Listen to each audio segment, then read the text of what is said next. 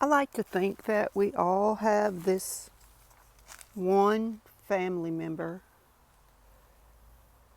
that you want to tell them out of love for their own good and for the good of other people when they're doing something that's just not good for them. Check this spider out. Pause that conversation. Big freaking scary spider.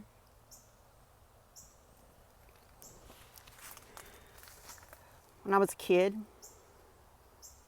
I'd walk through the woods with a big stick in front of me for this reason. Because I was afraid of running into these. I don't think this is a banana spider. I'm not sure.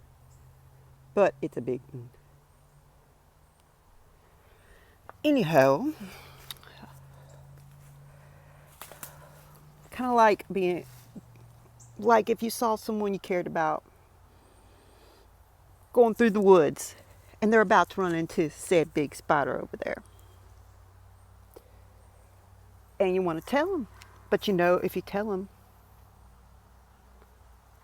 they're not going to take it too well. They're going to take it as an insult or attack against their character, or they're going to realize that you are correct in your observations, and that'll even make them more madder. So they go on the attack,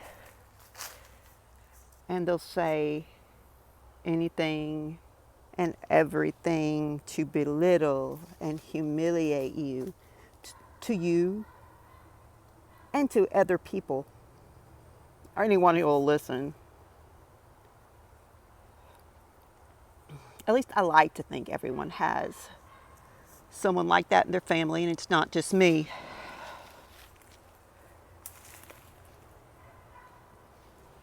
Well, there is that person in my life. And there's been many times that I just kept my mouth shut because I was afraid that what I had to say would not be received well. And when whatever it was blew up in their face, and then I happened to mention that, you know, what my observations were and why I thought that. The question was, why didn't you tell me? Why didn't you tell me that? Well, this time I made an observation, let the person know that they were better than that, and they didn't take it well at all. And there was no insult made to them.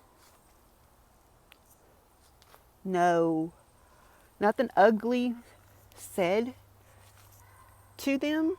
Just letting them know that they were better than that. They needed to lead by example, and that what they were doing was just causing dissension within the family. The response, of course, they tried to justify it by other people's agreeing to what inappropriate thing was said and done, which I didn't get the chance to relay the fact that when people respond the same way, if you say something ugly and people throw in their opinions and why they agree with said ugliness, it says more about those people than it does about the person you're being ugly about. Words hurt. Words can destroy. Words can make things be built up. Words can create life. God created us with the power of his speech. Whether you want to believe it or not, it's true. But anyhow, even if you don't believe it, you have enough sense to know that words can destroy or words can build up. See, words over time are just like this dried out slough here. Ugly words, negative words, can push things down until they're wiped away. And to what you have is, when the water dries, cracked, unproductive ground.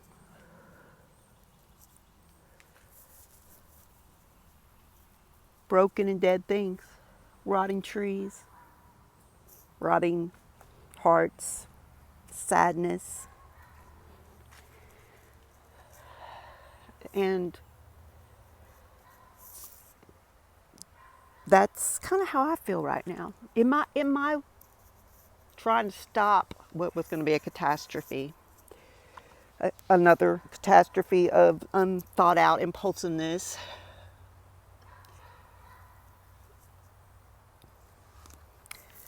This person used their words to belittle and humiliate and find ways to try to be destructive towards me in some form of self-defense.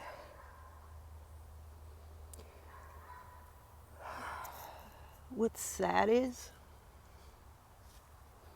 there's no need for this person to defend themselves to me. All I want to do is love this person. I want this person to go to heaven with me. But I think it's impossible for me to ever, unless this person receives the Lord into their heart,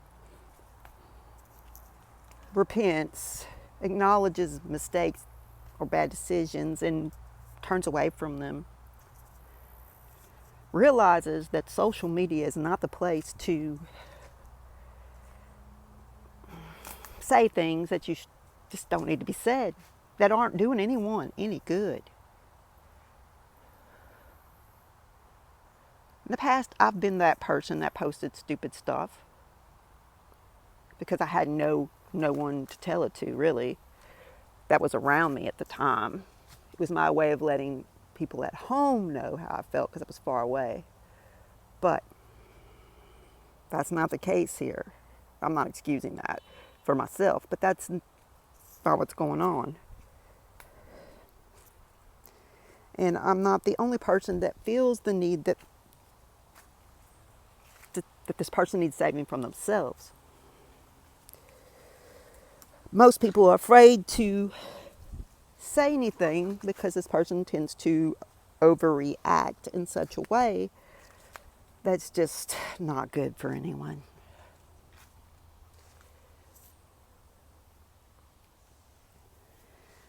This has been going on for years. Years and years and years. I don't claim to be perfect. I think I've mentioned that in some previous videos. I'm hardly perfect. I had to be broken to be remade.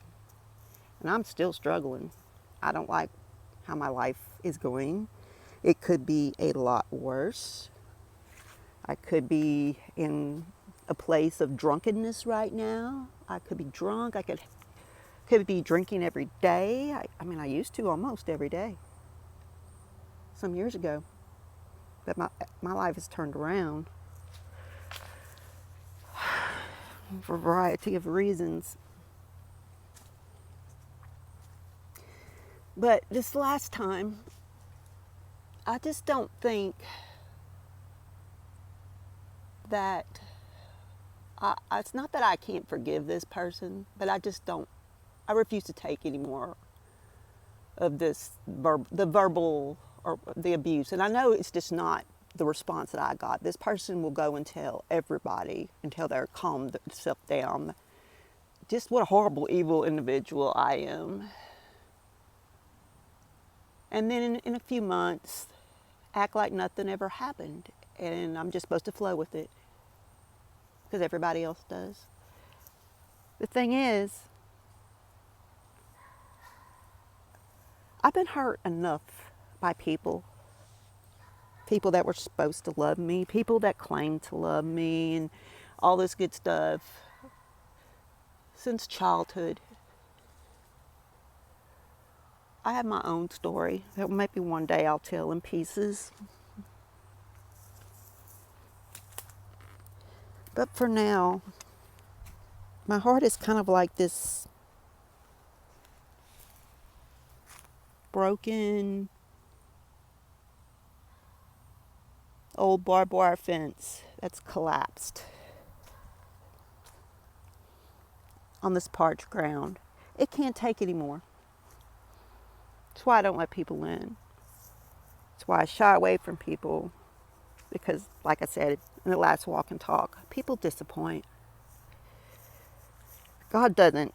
I mean, I don't understand why God allows certain things, but that's because we're in this fallen world, I guess, and the old devil likes to bring us down, which he tried his best this week to bring me down using this person.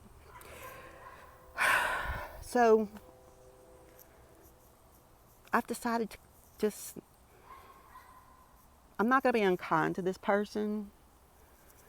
I'm just not going to allow them in to hurt. And you know what's sad is I don't even think this person would care. I don't think this person has ever cared. This person's never cared, or because their life is a certain way, it's my fault. It's not my fault. A lot of things were not within my control. Nothing is really totally in anyone's control, but we do have control of our mouths and how we respond to things. You can use whatever excuse you want. Anyhow, maybe one day I can just fade into the background. Maybe one day something like this beautiful magnolia tree that managed to come up right here at the edge in a little rise of this parched, washed out area of deadness. This magnolia that's growing beside this, interesting enough, triple oak.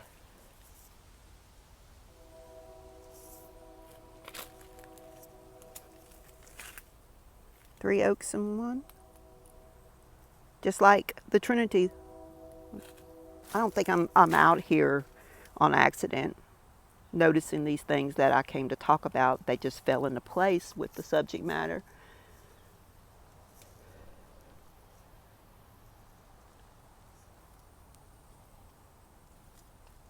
Three in one. Kind of a visual. Father, Son, Holy Spirit. And all we can do is grow out of that.